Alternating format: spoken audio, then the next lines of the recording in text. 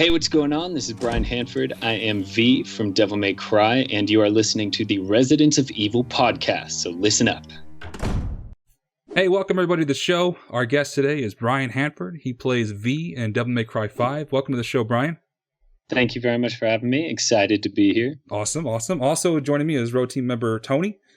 Hey everybody, how are we doing today? And AJ's in the background somewhere, just kind of watching over things. AJ, if you want to say hi, go ahead. If not, just stay quiet. Okay, moving on. No. There he is. I do things.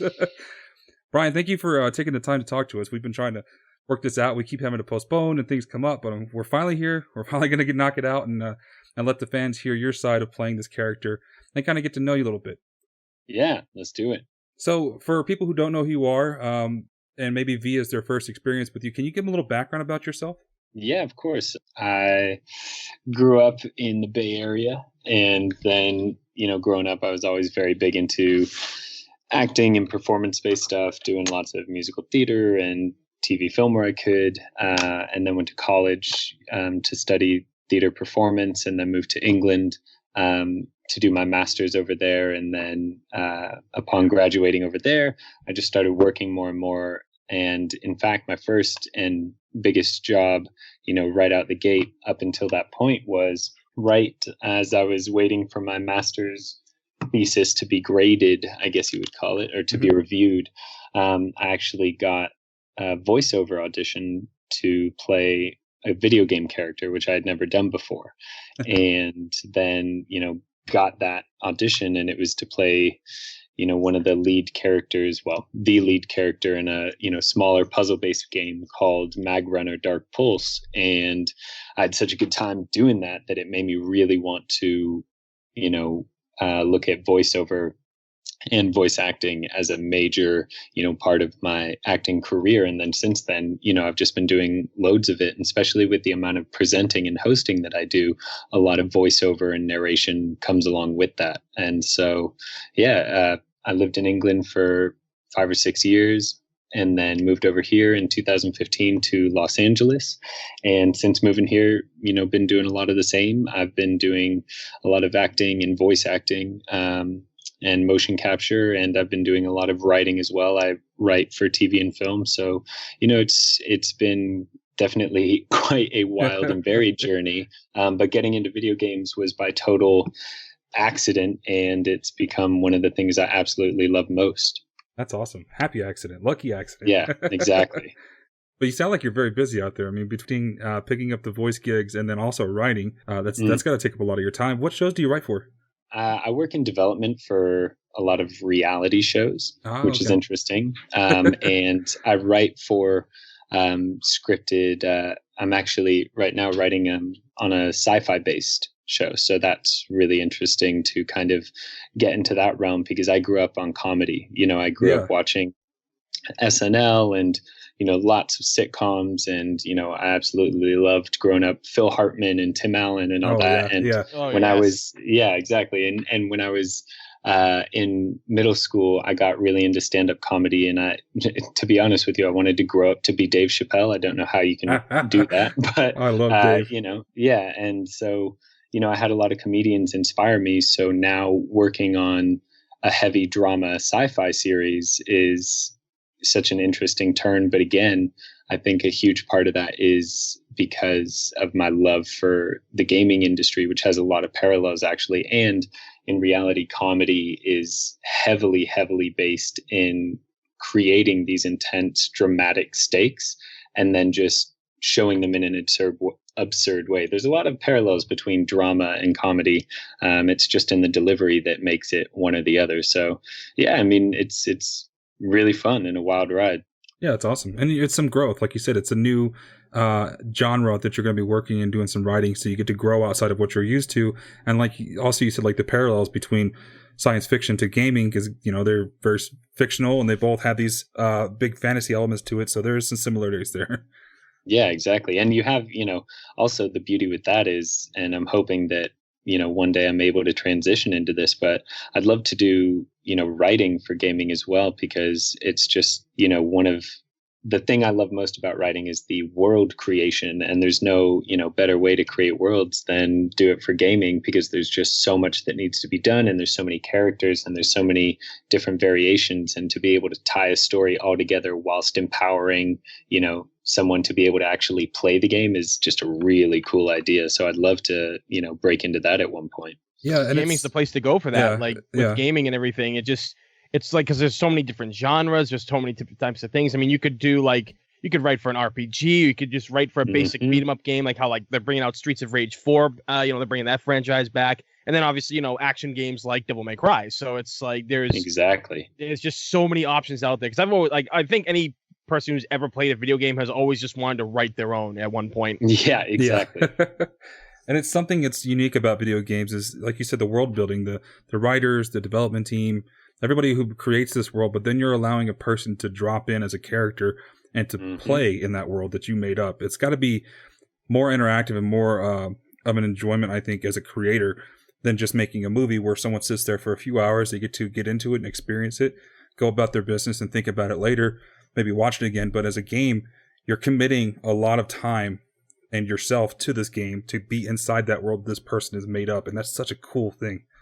Well, and also, like, how dope is it when, you're watching a movie, and especially, I mean, maybe not for everyone, but as an aspiring actor and writer, but like, I loved as a kid and as a teenager, and even now watching a movie where I'm like, oh my God, like, I want to be in that movie. And I don't mean I want to act in that movie. I want to be a character, like live in this actual world. And that's exactly what gaming does. And I feel like the ones who get it really right can make you feel some type of ownership over a character, so that when you are in the world, you're like, this is actually me and this is actually what I'm doing. And it's, it's so awesome to be a gamer right now, because there's never been more, game development that, I mean, I can't tell you how seriously, both in my experience working with Capcom, but also talking to some gaming companies about writing and development, they take story creation and narrative so seriously because they want people to have that experience.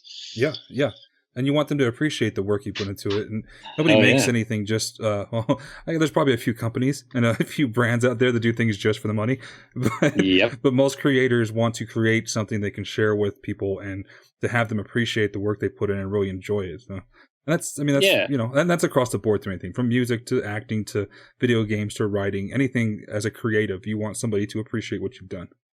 Well, and another thing that's like really cool that I think gaming especially has, it's moving away from this, which is inevitable because gaming is, I think more and more people are realizing like, oh, wait, this is $100 billion industry. Maybe we should pay attention. Yeah. But up until very recently, everyone that makes games, they're all gamers, and everyone that talks about games are all gamers. And it's like a whole new version of the sports world in terms of, there's lots of news reporters and TV pundits and all that talk about all these sports, but they don't play them, at least, not at that level. Whereas with gaming, it's like you and I can go out and create a game, play it, and talk about it all with the same level of expertise as anybody else who's played it, because that's what gaming is. It levels the playing field and allows people to, really enjoy every part of it. That's why, like, I played Overwatch for the first time ever 2 weeks ago, and it's one of the biggest games on the planet. I work for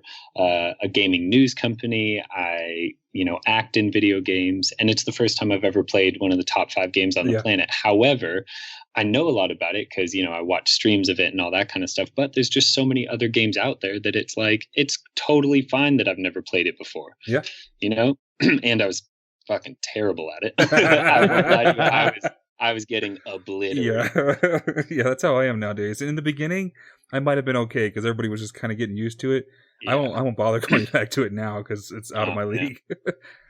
It's rough. It's rough out there. You got to pick a game and stick to it to really compete, at least at the upper echelon levels. Yeah, definitely. Yeah. Or just that's why I just stick with fighting games, really. Yeah. Exactly. Just stick with something that has a good story, like Devil May Cry. I guess we'll get to those questions now. So, like I was saying when I introduced you, you played V, which is a new character for the most part. In a way, he himself is a new character in the series, and a very interesting contrast from the flashiness of Dante to the emo-ness of Nero. But we got V, who he's got his puppets, his minions, which are cool, and then he recites poetry.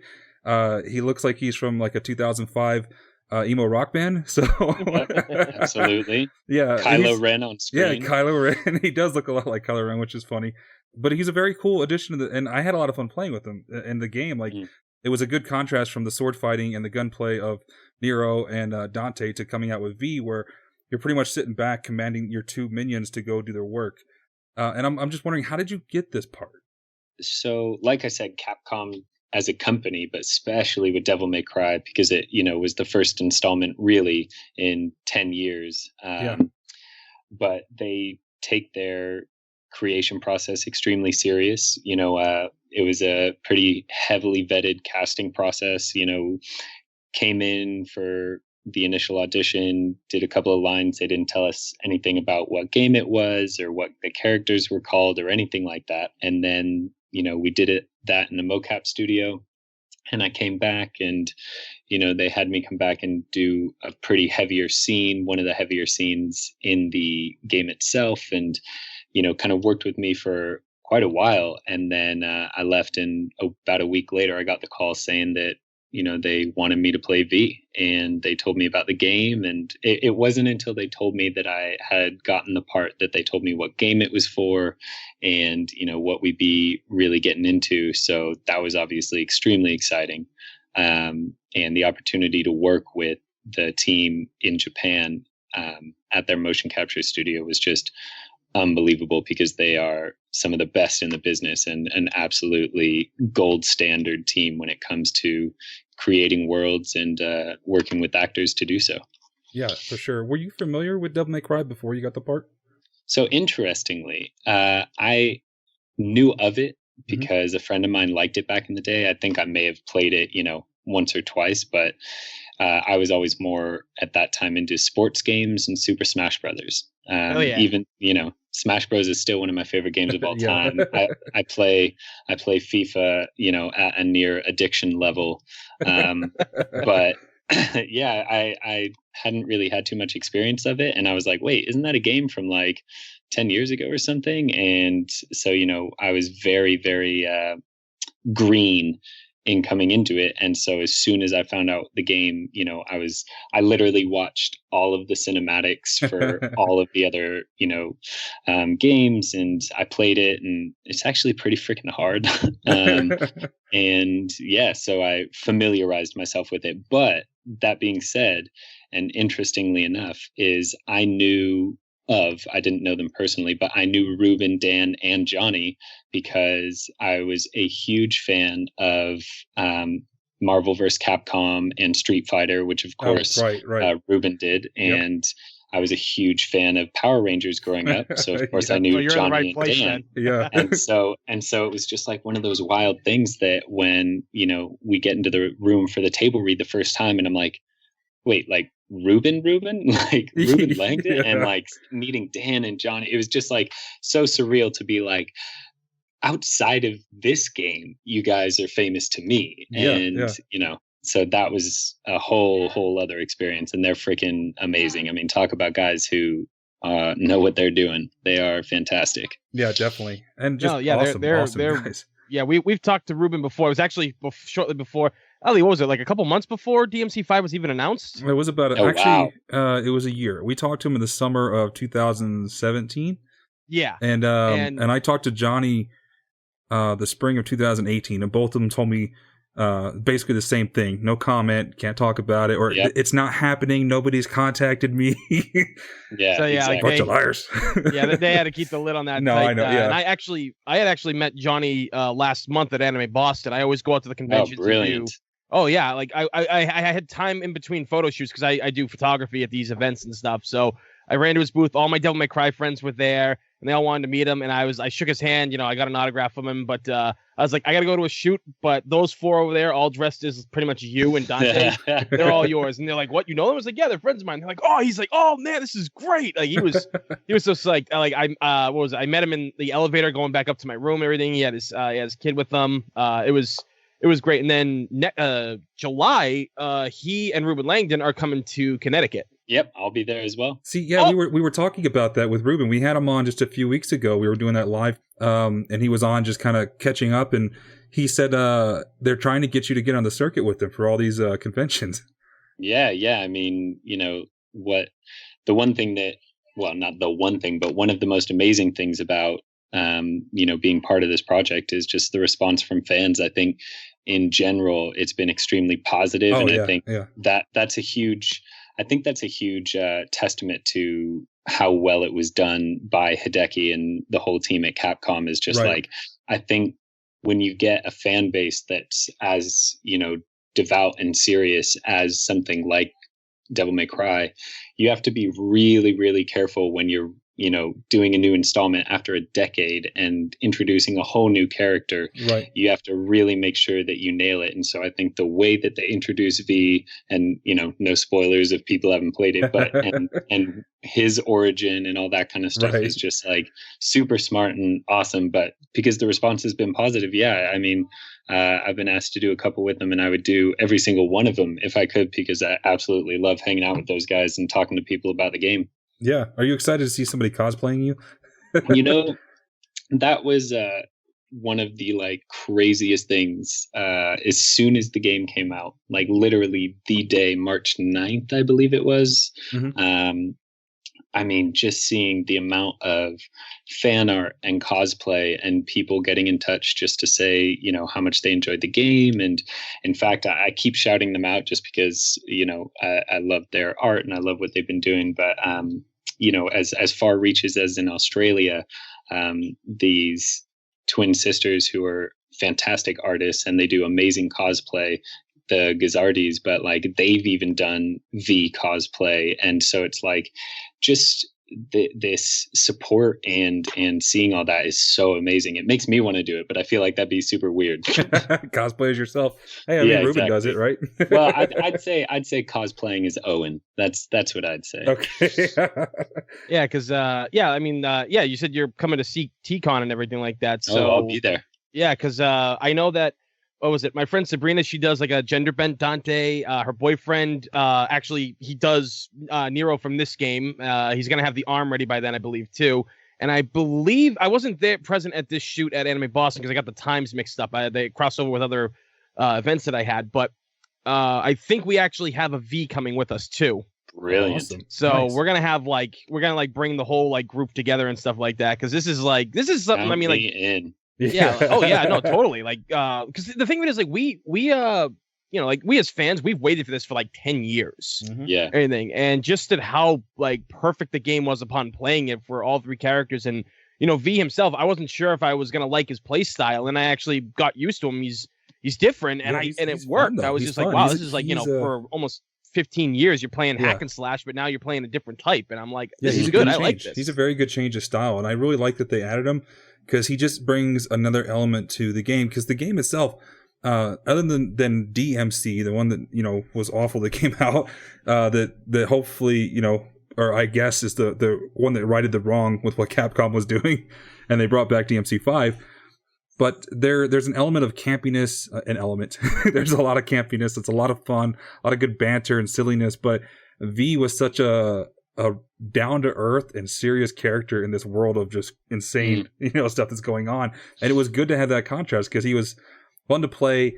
His lines, the script for you was great. It was very interesting, fun. The poetry, the mechanics of his style of playing, it was just a really good change. I'm glad they added V in.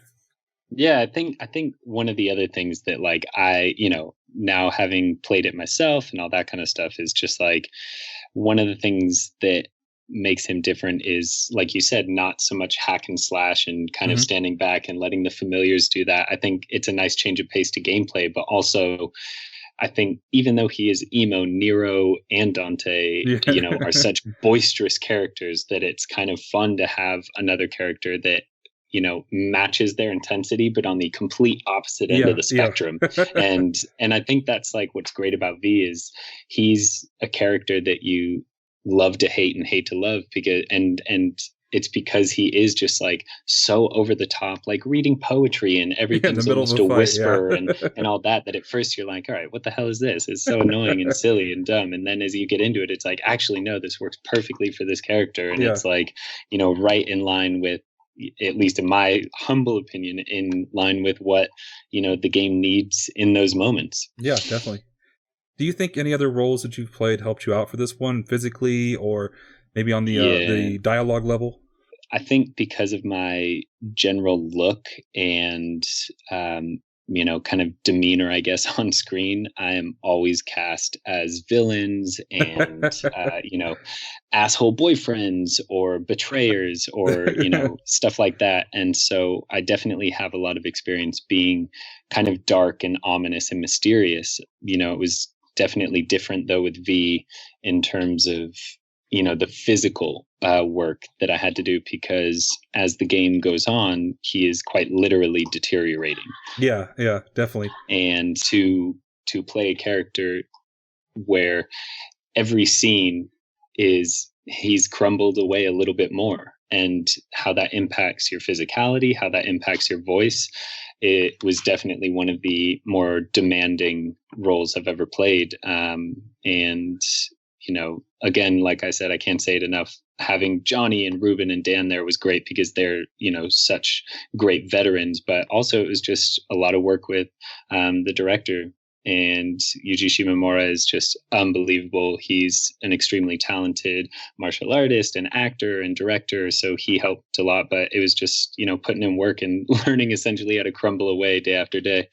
Yeah. Had you done mocap before this? You've done other roles, but were your other roles as like intensive with like mocap and the full performance? Yeah, I mean, I've definitely done mocap before. This was by far the most intensive, and a huge part of that is the physicality. But yeah, I have done motion capture before. In fact, I just did, I say just a couple of months ago, I did motion capture for Apex Legends, and I did a Pathfinder for that. So another extremely physical character because I'm essentially acting like a robot the whole time. So yeah, I mean, motion capture wasn't new to me. It was more the extent to which we were doing it, and taking on a new character in that way as well. Yeah, definitely. And since you have played it, what were your thoughts on how everything came out? Oh man, I mean, it looks amazing. It does. It really does. Beautiful game. That's one of those things that I think is really, really cool, is that when you just look at it from a sheer cinematic standpoint, it's fantastic. I think the gameplay is really fun. And because I wasn't a huge Devil May Cry fan back in the day, for me, a lot of it's new. So, I love what they've done with Dante's character in terms of, how he's using the gun and the motorcycle. And there's just so much about his character that's fun. And for me, playing with a few of the Devil Breakers as well with Nero's character, I mean, it's just, there's so many ways to kick someone's ass that it's always a good time. Yeah, definitely. What about like the poetry and stuff you read? Did anything stick with you? Was there anything you were allowed to add or anything like that? Well, with poetry, no, because they're all direct quotes. Okay, right. So, I don't want to paraphrase William Blake or Edgar Allan Poe. But yeah, I mean, when we originally read the script and when we were in Japan, doing it, we worked a lot together as the actors to kind of find dialogue that works really well. But luckily with V's character, because he was new and, very stylized, they did such a fantastic job with the script that, other than a couple of things here and there, I felt that it was pretty on the money for me in terms of delivery. Yeah, definitely. And I just realized as I was actually playing it last week to catch up on it again, and you can actually recite the poetry during combat. I didn't know there was a button option just to read off random poetry, and then I kept doing it by accident. I was like, man. Yeah, that was his. That's his taunt, if I remember correctly. Oh, okay. Yeah, that's such a awesome, man. I'm just so glad that we got a character like that, and I'm glad that you were able to play him, and now you're part of this, this extended family franchise that we have for not just with Devil May Cry, but with Resident Evil and Capcom as a whole. So hopefully we'll see you work your way into some other roles now that you're familiar with them, because they like to do that. Absolutely. I mean, that's one of the things that, also excites me, is because, everybody, for me personally, growing up, Capcom was obviously so obvious just because of Street Fighter, and then Marvel versus Capcom, such a great game. But then as soon as Resident Evil started to come out, and it's just like been this thing, running through my entire life is like, oh, these games that I know and love. So it's really cool to be part of that family, and for the most part to be pretty well embraced from the people who play the game and the people who are fans of Capcom. Yeah, there are definitely some vocal fans. I'll let you know if they don't like you. And the response has been positive. That's all I've seen is people really embrace V as a character and welcome into the larger Devil May Cry franchise, and get to experience his story arc throughout the game. I think it's been very positive, and I liked it. I liked it a lot. Yeah, I mean, and that's like one of those cool things as well. Is, don't get me wrong, there's always going to be haters because, hey, like everyone is different. What I like, you may not like, and vice versa. But like I will say, I mean, I got to give it to them. Some of the haters, some of the stuff is so funny. Like when the first V trailer came out before the game was released and all that kind of stuff, and seeing some of the things being put up online and whatnot, because I try to ignore all of it, but sometimes you can't. There was some hilarious Kylo Ren memes, some hilarious circa 2004 eyeliner black emo kid memes, just that kind of stuff. I just thought it was so funny, and just like I was so into it that you can't be mad about that. And then when the game came out, all the reviews, at least from the professional standpoint and all the big trades and all that, they're all really positive. They said, oh, the acting is great. The voice acting is great. And this character V, I mean, like, he's a little much, but for some dumb reason, you have to love it. And so it's like, even the negative felt positive. So that was something I was really happy with and proud of. Yeah, with a character like V, it could have gone bad. It could have been too much. Bad. Yeah, people could have just turned, but he was well received. Yeah, because like, I mean, sometimes, I think every game company goes through this when a franchise has been around as long as something like Resident Evil and Devil May Cry have. There have been some stinkers throughout the year and a lot of things, especially with like Resident Evil, and even Street Fighter's had some like kind of what the fuck kind of characters kind of added. But like when I saw V at first, I didn't think Kylo Ren at first. I thought like a young Javier Bardem, because I like that guy. Yeah. He does, like, he's a great actor, so that's why I saw that. So I was just like, okay, that's I like that. That's good. Very Bardem. Yeah, and that's why I say, like, I gotta tip my hat to Hideki and Capcom, because it's like they took a huge chance introducing that type of character after so long. It's not like there's an installment of Devil May Cry coming out every year. They had to make sure they got it right, and from what people are saying and how well the game's doing, I'd say they did. Oh yeah, 100% without a doubt. Because like I've already played through the game. I played through it twice, and I've been, playing the hell out of Bloody Palace. Everybody's loving Bloody Palace. Yeah. It's just so great. It's just an onslaught of boss fights and everything like that. And I've been mainly focusing on Dante's and stuff, but I have played V's, and it's just, that's how I got better with V, was doing that, because that was like training mode for me. And exactly. And everybody keeps telling me the bird, I sound like the bird, because like when you probably like, my when I stream games, or me and the team, when we do our streams and stuff like that, I get like really into it. Like I get hyped up for it. Yeah. So the strong Boston accent comes out. And I know the bird's more in like New York and everything, but there's a similarity between the two. So it's like people always like, dude, you're the bird. To the untrained ear, they're quite similar. Yeah. Oh, extremely. Yeah. Who voiced Griffin the bird? I think his name was Griffin, right? Griff? Yeah, Griffin. Yeah. Griffin. In fact, I thought this was so cool. Like, this is because, so when we were in Japan actually filming it, there was, Dan was doing the motion capture for Griffin. Yeah. And he was quite literally, and I'm not joking at all, like flapping his arms and flying around me everywhere I went. Like, he was unbelievable. But it was voiced by a guy named Brad Venable, who is, a VO legend. He does so much VO. Oh, okay. And I went to this random rap party for an anime series that I did a voice in, and I see Brad, and I'd never met him before, but I'd seen his picture, and I was like, Brad? And he's like, Brian?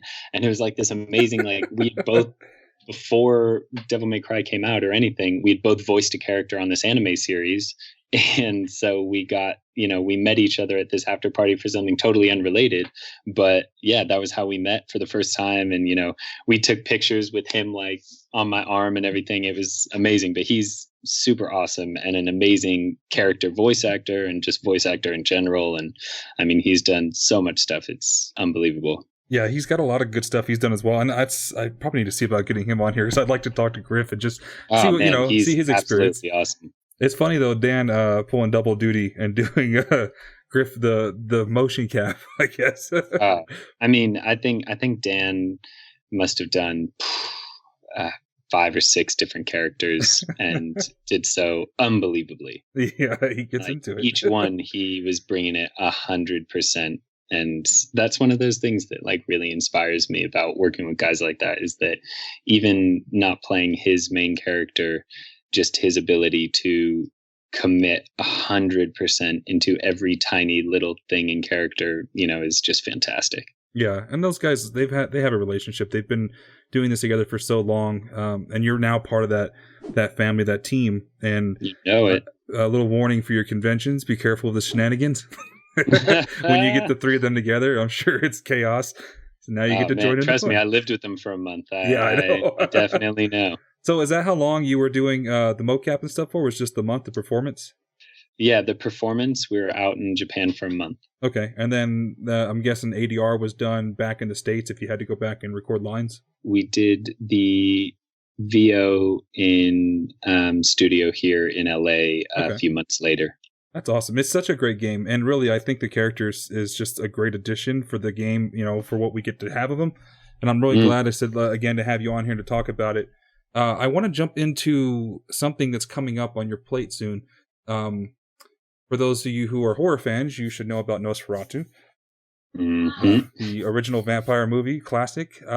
It's being, I guess, remade. I don't know full details. It's a remake. It's being done by David Lee Fisher. And you are playing Grunwald in it. Yes, sir.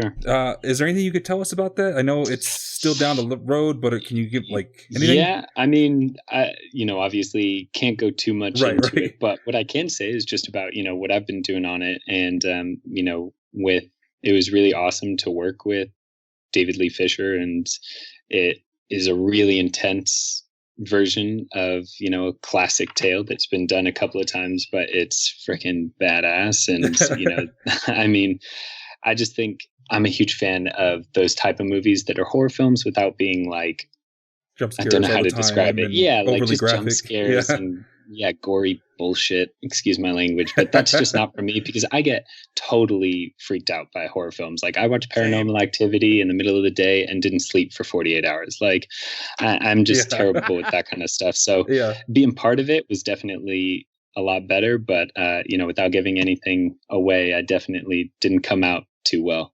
Okay. I think horror movies, man. Like Ali, he and his wife, like they love horror movies. I've tried to watch them over the years. I grew up watching some of the older ones, but I remember I saw the remake of The Hills Have Eyes back in I think it was 2004. I was like that. I did not sleep for a week after seeing that, because I was like, oh my god, this is so realistic. I think it is real. Yeah, that one was going to kill me. That one was rough, man. That's one of the few horror movies I can say actually got to me because of how graphic it was, but it was very visceral and real. Like, oh god, that one's a rough one. There's a lot, like you were saying, Brian, about jump scares and overly gory, Saw, like torture porn stuff. Where it's just exactly. They don't require any thought, and the jump scares kind of kill the tension because you get so used to them, when they're coming. But there's something that was kind of getting lost in the horror movie things. The guy's like married to, I'm forgetting his name. Anyways, he's got a very good style. It's about the tension that's scary. It's not the jump scare. It's the build, and it's the not knowing what's going to happen. Are you talking about William Malone? Because he did House on Haunted Hill. Not House on Haunted Hill. The one that just came out on Netflix. Hill House Haunting. Oh, okay. Hill House. Yeah, the one with the.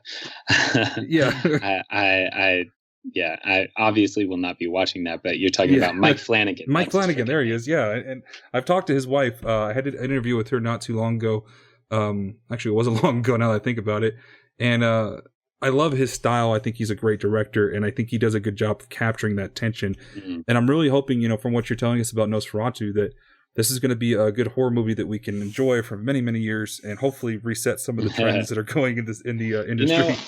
I always say, all right, so again, and I am not a horror movie person because I shit you not, I am a total, for lack of a better word, weakling when it comes to watching that kind of stuff. But the way you can tell a horror movie that's actually like a good horror movie or a good suspense or thriller movie versus just, like you said, torture porn, is if you can put in earplugs so that you don't hear anything. Oh yeah. If it's not scary, then they did a good job with the film. Because if you're getting jump scares because things are just popping out and blood and guts and all that, mm-hmm. then that's literally what you're watching. But the way that the dialogue and the score builds tension, when you see people using so many different facets of filmmaking, so it's not just the ridiculousness that's on screen. It could just be a person looking out a window, but the way the music builds and the lines and the breathing and all that, that's what scares you. Yeah. And you said score, that's a huge part of what makes a good horror movie. And if you think back to a lot of popular big time horror movies throughout the century, a big piece of that's recognizable is the score, like iconic songs like the Jaws theme, the Michael Myers theme from Halloween. Everybody knows, the Freddy Krueger song from 1-2, so exactly. That's a big part of it is if you have a good score, because the score adds to the tension. Exactly. Yeah. So outside of Nosferatu, is there anything else you're working on that we should be looking for? Nothing that I can talk about as of yet, but right. I've like I said, I've been working. Good thing. Yeah, no, it's great. But I mean, it also means that it's all tentative, which I feel like the entertainment industry is always that. I'm working on a couple of anime projects doing voices, which is always awesome. Yeah. Nice. And also I have like I said, I'm doing a lot more writing and hopefully I'll be able to share a lot more about that in the upcoming months.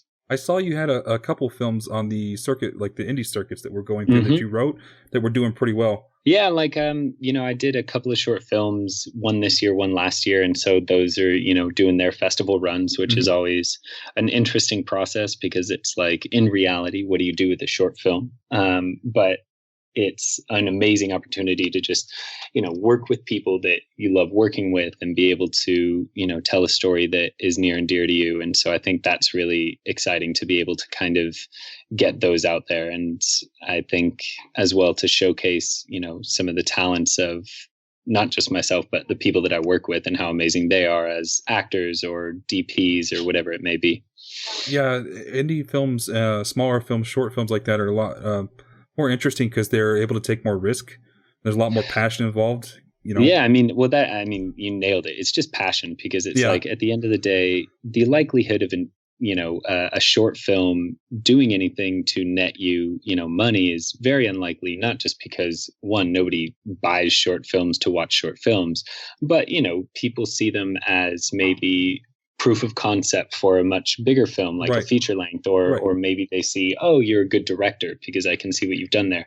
But in reality, what they should be, at least in my opinion, like all film, but unfortunately that's not the way of the world, as you can tell from the Marvel universe, is, film and TV should be made to make a statement and to say something. And whether, I don't mean, everything has to be some social message or anything like that, but it should be something that inspires you and something that either makes you laugh or makes you happy or makes you, want to get more awareness out there about something. I just think that TV and film is just such an awesome medium, and it's one that has, between games and TV and film, that's my whole life, and I love it because it means so much to me. And so it's like, if you can use that to, just kind of open people's minds and new perspectives and all that kind of stuff, I think that really makes a huge difference. And I think we're entering kind of a golden age of both gaming and film where people are really starting to take advantage of their medium to, send messages.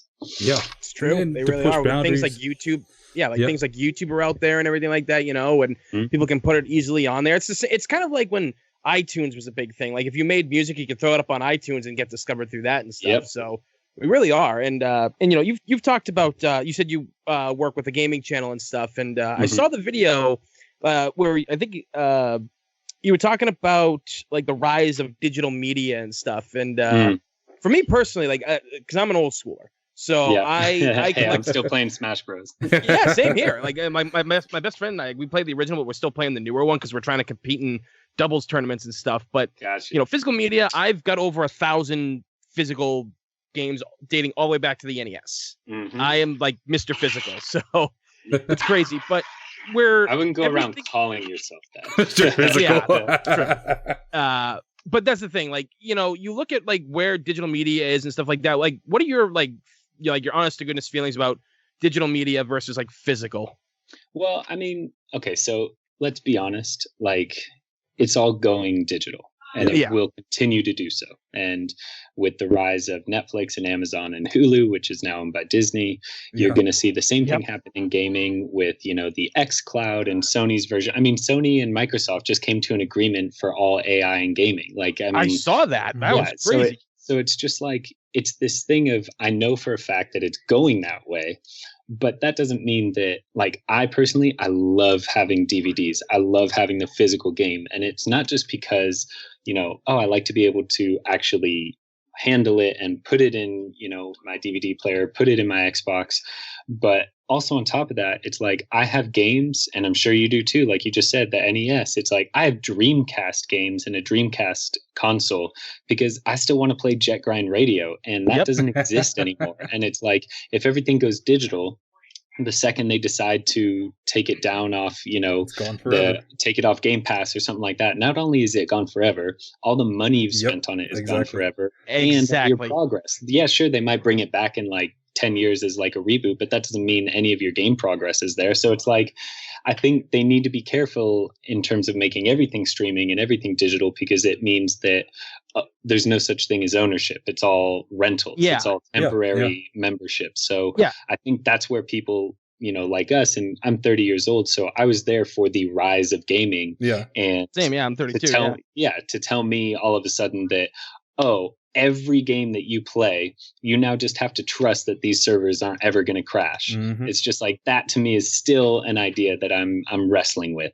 Yeah, I'm the same way, because like for me, like one of the biggest examples, because you've talked about the fighting games too. One of my favorite fighting games of all time is Marvel vs. Capcom 2. And really, Ruben's two different characters in that. Thank you.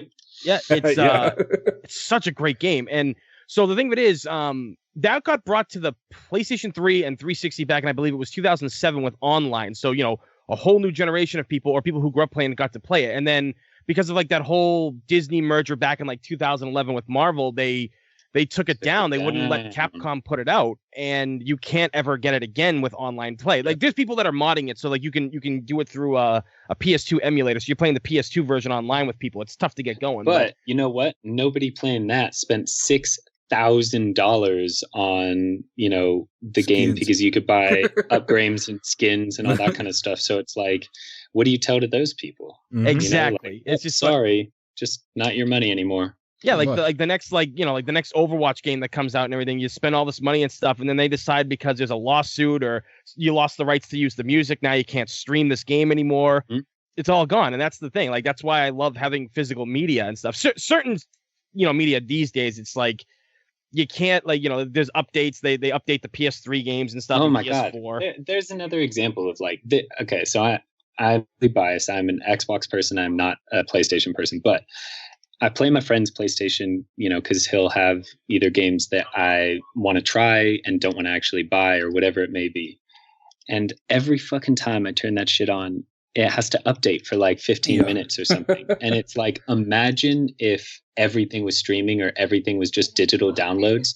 You'd have to turn on your PlayStation or Xbox an hour before you actually wanted to play, because of all the DLC, all of the, the patches, not only in-game updates, but also just software updates to be able to continue streaming those games to your console. It's just like, until they really figure out a fantastic way to stream at an effective enough, like with as much latency as it feels like when you're actually playing a physical game, and they find a way to ensure like, hey, you're not going to lose all of your, money spent or all your time spent by just, a crash. I still will always feel safer with the physical DVD or the physical, game disc.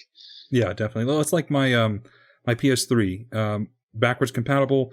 I have my Resident Evil game disc for 1, 2, and 3, Code Veronica 4. Got them all. And I even had digital copies on my PlayStation because when my stuff was in storage for a while I was gone. So I bought digital copies just to keep on there because they were cheap. But when my PS3 went down, and now it's all stuck there, and my PS4 does not play backwards compatible games. So it's like, oh, great. Now my Resident Evil collection is just sitting there collecting dust. Well, I wonder, like, there's got to be, and I'm sure this is already a digital thing, but I reckon at one point, and this could be totally not logical at all, but I feel like, imagine if they brought out a console that could play all game discs from any generation. I remember Soldier Boy did that a couple months ago. Yeah, I mean, it'd be so sick, and I'd be so down. Like, oh yeah, definitely. God I mean, dang like, they kind of have something like that. Those Retron 5s that are out there. You have to have the physical media to play on it, but it is a multi-system, console. Yeah.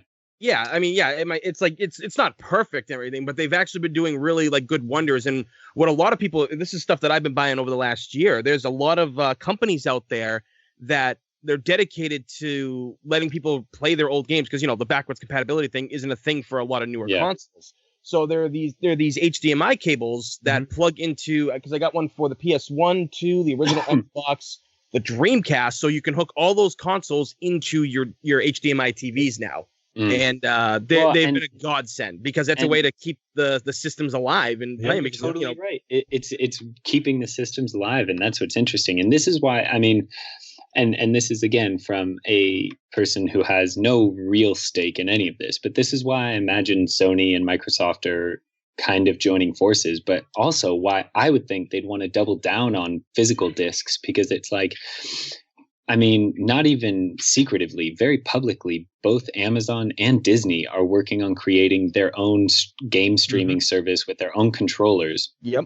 And as soon as they do that, and as soon as they get the rights to be able to use games from, Blizzard and Ubisoft and whomever, why would anyone ever buy PlayStation or Xbox's version of it? Because the Amazon one will have Alexa, and it'll be where you buy all your shit anyway. So it's like, exactly.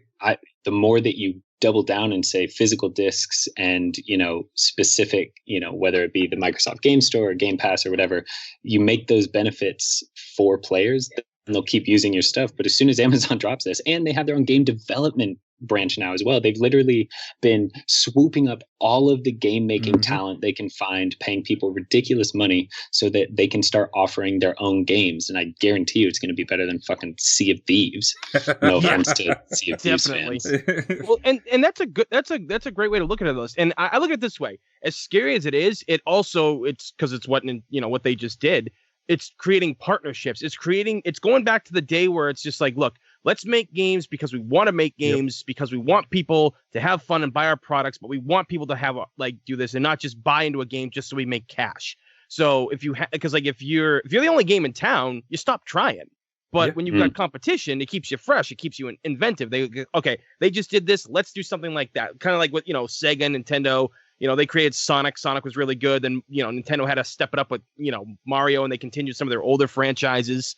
And that created healthy competition where you got whatever system you played on, you got great games. Yeah. Everything. Yeah. And that's what I've always loved about competition, when it's done right, not when it's just to make the almighty dollar. We're going to get that way anyway. Yeah. Yeah.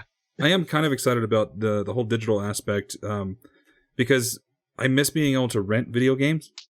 Just to rent them, to play them, because I don't need to invest $60 in a game that's going to give me 8 hours of content and then not have anything after that anymore. So if it's a multiplayer, is usually the only ones that I actually buy unless it's on sale.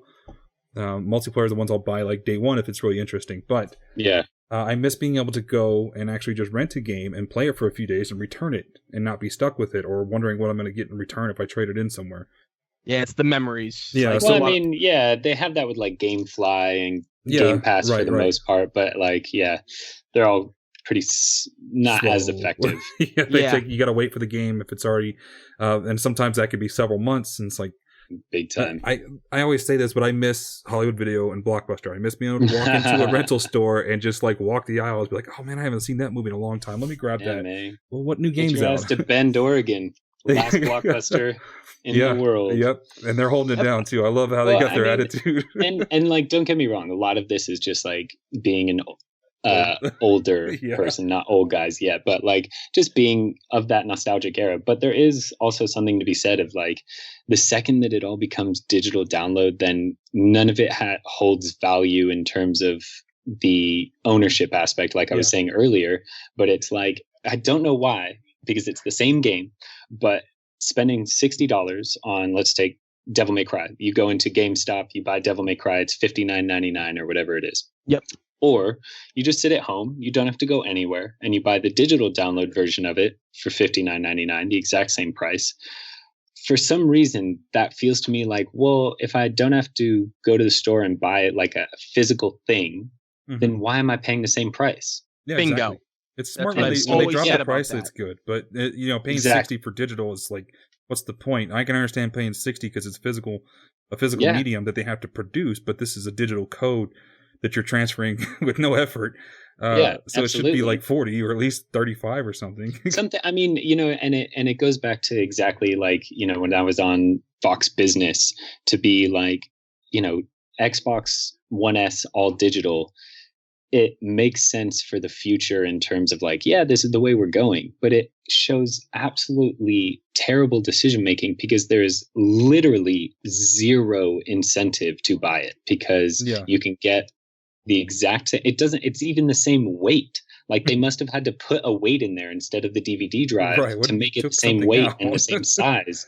And it's like, you think, right now on Amazon, I can pay $230 and get an Xbox One S with the same memory, with a Blu-ray player and a more current game, or I can spend $250 on the all digital and get a 5-year-old game, a 4-year-old game, and a 1-year-old game that's not very good.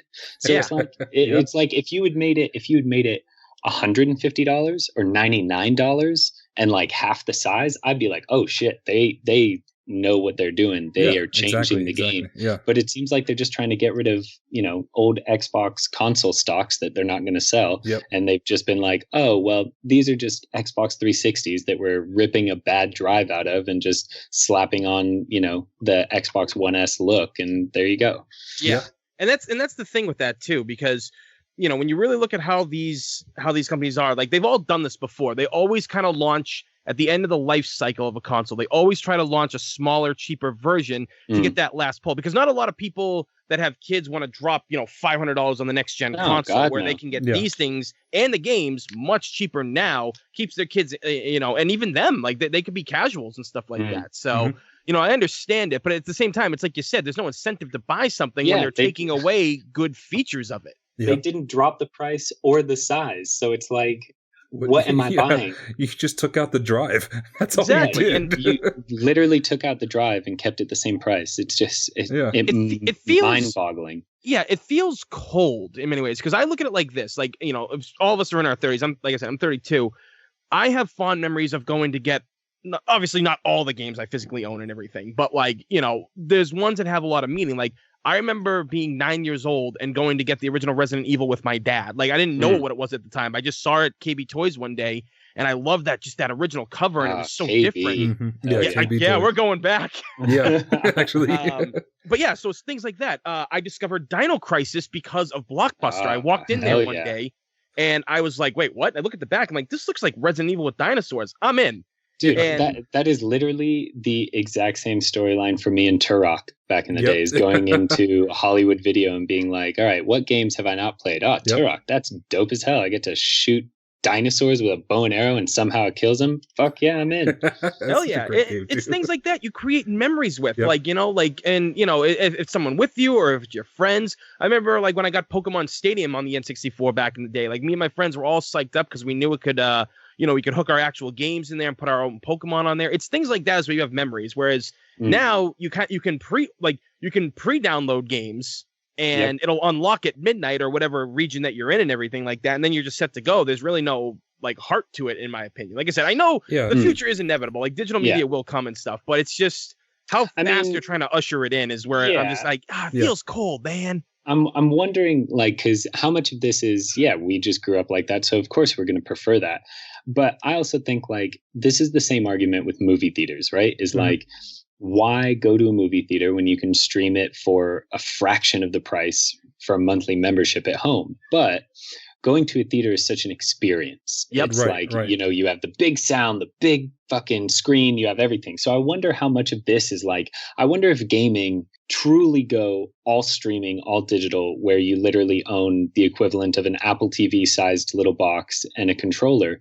Because I feel like there's this element of bringing discs over, or bringing, your console over to your buddy's house and having like a big ass gaming party, and having different controllers and all that.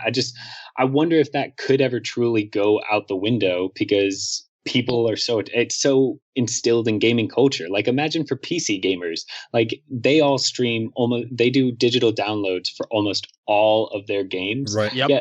But the reason why is because, one, they have created like a entire setup of gear, from towers to servers to everything, to make the games fast and fun and all that. But they can't go anywhere with that. So it's like they have a console and are buying discs, because what they lack in actual physical hardware for the game, they make up for in hardware on how to play the game. Yeah. Although I will say, like, because I go to like the gaming conventions too, not just like the anime and the Comic Cons, but I've seen it, and it was the weirdest thing. I see all these guys with their towers of power and everything like that, like these heavy things, and I'm like, are you serious? You guys are paying this much money to come to a con, and you're just gonna spend most of it in your room after? Like, come on, like. Well, not even that. There's usually gaming areas where you set up your desktops and you play in a PAX giant LAN type thing. Yeah. Yep. And I mean, also the idea of, like, I don't know if you guys have been to Vegas recently, but the mobile arena, the esports arena, yep, is like, I mean, it's bananas. And the one here in LA up in Burbank, it's like, it's so sick and it's so cool. And can you imagine if all those games were being streamed while they were being played live? It'd be just like a nightmare. I can't imagine that would ever work. So it just seems like it's going to be, it's like, VR, right? Everyone's like, VR is the future. But then people who actually really sit down and think about it, they're like, VR isn't the future of TV and film or the future of gaming. VR is its own new thing that will become much bigger, but it's not going to take over these more traditional mediums, because you watch a movie to watch a movie. You don't want to have to walk around or look in all different directions. The whole point of filmmaking is to tell the story in a box. Same with gaming. It's like this engagement through a third party, which is the controller. Whereas with VR, it's like, well, now that I'm in the world, I don't have the feeling of omnipotence that games give you. Yeah. Like, imagine playing any imagine playing any hack and slash where you have to turn around to see every enemy. I mean, you'd be absolutely fucked. Same with FIFA. It's like, man, if I had there to would be a lot of broken furniture in my house. Oh my God. I mean, it would just be intense. And also the space that you'd have to have and the gear, it'd just be so expensive. It's expensive. So it's an expensive thing to get into. If you want to do VR, that's an investment of money that can easily be written off to something else that's a lot more affordable and doesn't require as much effort. I mean, personally, for me, like, how I mean, like, JJ, he's one of the other guys on our team and everything. He loves VR. But I tell a lot of people this. It's like, you can like VR, but it's not the future right now, because VR, especially for like PlayStation, there's not a lot other than like Resident Evil 7 and Tekken 7. You can play VR with that in some degree. But like, I was like, look, this is like the baby stage of this right now. We're not going to see this take off for like another generation or two, in my opinion. I mean, so I'm pretty tapped into the VR world because one of my working partners and a very good friend of mine, she is like one of the absolute queens of VR technology, but also immersive gaming and all that kind of stuff. And I've worked with the Technicolor Experience Center on VR projects. And like, it is exactly what you said. It's like, it's so new and people are figuring out what it is that at the top, they don't even know where it's going yet. So you can't say that, oh, this is the future, because literally nobody knows what's in store for, the future of VR and where it's going to be used. It's like AR. Like, people have died playing Pokemon Go, right? Yeah. But imagine throwing that into glasses so that everywhere you, like Google Glass, but a more effective version, or Quantum Leap, or Leap, Magic Leap. excuse me. But like if you're wearing that shit all the time and AR becomes part of your reality, then it's like you are endangering people, versus you look at Ready Player One, where yes, it's a VR or AR world, but you're still doing that in its own sense. That's not your real world. Whereas AR, there's this kind of blend of the real world and the fake world. Yeah. And it's like, we just don't have use for that, because at the end of the day, when we're having a conversation, there could be AR shit going on all around. But if I'm physically not there talking to you who physically is there, we're not having this conversation. Exactly. It's almost like that movie what Bruce Willis did called Surrogates, where everybody was like plugged into those. Yeah. And like they all were in like separate rooms, but they just like, because they could feel and touch everything their surrogate could. And I was like, man, that's so scary true, man. Like that's some scary like stuff right there. Like, I mean, not like it probably couldn't happen, but like situations like you've just explained, it's like, yeah, it's almost the same thing. Yep. Like there's a deep, like we have never been so more like, as a society, we can be so easily attached to things because of social media and Skype and Discord, but we couldn't be more disconnected at times, really. Yeah. Think about this, which is like, I think one of those crazy, and this may be a socialist comment or whatever, but I think it's 100% true, is we've never been more connected to each other, like in terms of with the internet and social media. Like we've never been more connected to every person on the planet. Yet at the same time, we've never been so isolated as individuals. It's like, because you are living for this fake connection that you get through, social media. And I'm not saying everyone's fake on social media or anything, but because it's not the real world. And it's like on social media, you can put up pictures from your vacation 4 years ago and just saying, living my best life. And it's like, that's not reality. Reality is, you're grinding out, 6 to 10 hours a day at work and then coming home and having a nice meal or hanging out with your friends or gaming or whatever. But it's like, we have access to everyone and everything at every minute of the day. But at the same time, we're all just staring at our phones with headphones in and our heads down. So it's like, it's such an interesting time to be alive, because we are so connected and so isolated. And that's one thing that I'm really enjoying about game streaming, is that streaming in general, it's like when people are playing games, it's like watching people play a sport. It's the reason why Aaron Sorkin, writes all of his scripts with people walking. It's because when you're doing an activity, you have to be real, because your mind is focused on, right, if I'm playing FIFA and streaming, I'm focused on the game. So I'm not going to bullshit to the camera about like, oh my God, like I'm so cool and do all this. It's like, no, I'm genuinely reacting in each and every moment. So it's interesting to watch those people. And like, I've broken controllers in anger before, and seeing that happen on a stream is amazing. Yeah. People will call it that. I've seen my friends break their controllers playing Madden and everything. Yeah. So I understand. Oh, yeah. Remember growing up and streaming does help. Streaming does do a lot for a lot of people. And it's like, for one of my friends, she's got like anxiety and stuff and depression, and it helps to stream because she can interact with like her fans and stuff. And I mean, when you get popular, it's hard to, but like you try to give back, you try to talk to. I mean, we always do on our streams and stuff, whether it's our personal channels or the Road Twitch. We've got great communities. We got people who love our antics, and it makes it fun. It makes it fun to do, and in a way that does feel like you're connecting. Because some of my best friends I've met through like the internet, and we all make it like the best we can to come visit. Some are in England, some are down in Texas, others are in like Florida and stuff. And we do what we can to all like get together at like once a year, every couple of years, and everything like that. Because like you said, through the computer, that's fine and all, but you want those memories of being together. Yeah, and how much better is it to watch a stream where people are having like genuine interaction and like there's no ulterior motive, and it's just like, hey, I'm playing a game and you can come watch me and we can chat, or watch me and my friends play this game and all that. It's just like, it feels very genuine. And that's one thing that I have enjoyed about watching streaming, is that at least at the moment, there aren't too many examples of people taking advantage of the streaming capability. I mean, don't get me wrong, we've all seen our share of booby streamers, and that's a thing, and it always will be a thing. But at the same time, I think in general, the streaming community and the people who are most successful at it are just being 100% themselves and being vulnerable to say like, this is who I am and what up. Yeah, it's kind of like when we were kids. You go to your friend's house to hang out, play a video game, and you watch for a while. You might play for a while, but it's that interaction of sharing this game together.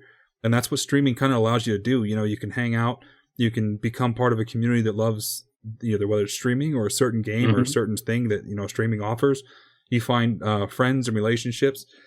Like for me personally, when I left the military, I found it very hard to reconnect with like a normal life and make friends because I didn't have experiences like they had mine. Like we'd share stories and I'd tell a story and there was no connection there because my story is very different from yours. I have different life experiences. So it was difficult for me. But streaming helped me once I got into it to come back around because I started to find the people that had the interest I had and make relationships and get outside of this little box I'd put myself in and be more open. And that's kind of what it does. It allows you to connect with people over something that you enjoy. And I couldn't agree more. And one of the best things I feel like about gaming, especially, but the streaming community, is that because you're opened up to this much bigger world than just the immediate people around you, you can find community. You can find people that have similar experiences, that have similar, anxieties and desires and all that kind of stuff. So you can really find, connection between people. And I think that's also very positive as well, because nothing is worse than feeling alienated from, community that you've known your whole life. So, that's how I wound up where I am with doing the interviews and being part of ROE and helping to build this, this force that we've made of the community is because of something like streaming. It's being a big fan of Resident Evil and Devil May Cry and Capcom and Metal Gear and Silent Hill and all these great franchises. I always felt like there was probably two other people I could talk to about this, and they were so far away that there was no connection with it. But when I started streaming, and I found, JJ, what he was doing with the Remake 2 page for Resident Evil, and we kind of talked a little bit, but it came back around to where I ended up joining the ROE team and realizing that, my little bubble of Resident Evil that I loved was a lot bigger than just me. And I didn't even know that existed until, I got with the ROE and we started to see and just kind of build this community around something that we loved and seeing the growth. It's really impressive. Like now you feel like you're part of something big. Hell yeah. And I mean, not to get too sappy, but that's a damn good feeling to have. And it is. Yeah, it really is. When you can find that, it's just what a positive impact it has on your life as a whole, not just in gaming. Yeah. I think that's why we have such an emphasis on ours being a community thing, because we want people to come together and just have fun with something that we all love. There's no reason to be negative about it or toxic or to start issues. Take that somewhere else. But what we encourage is to come here and tell us what you love about it, and let's talk. Let's share stories. Let's have fun with it. Let's do live streams and have fun and make memories together. Be a family. Oh yeah. Well, thank you, Brian, for coming on. We really shared a lot. We learned a lot, and I just want to know, you have any parting thoughts for those fans out there? Absolutely. I have to say a huge thank you to all the Devil May Cry fans and just gaming fans in general, but especially, some of those people that have been reaching out and getting in touch with me via social media and other ways just to share their thoughts on the game. It's amazing. And some of the fan art and cosplay that I've seen is just through the roof and really remarkable. So thank you all for that. For any of you who don't know, you can follow me on Instagram or Twitter. My handle is @BryHanford, BRIHANFORD. Join me on there. It's mostly gaming and my dog. So perfect. Come and check us out. Yeah, definitely. Thank you again. I really appreciate it. And I know the fans are going to love this, and we will talk to you again soon. All right. Thanks so much.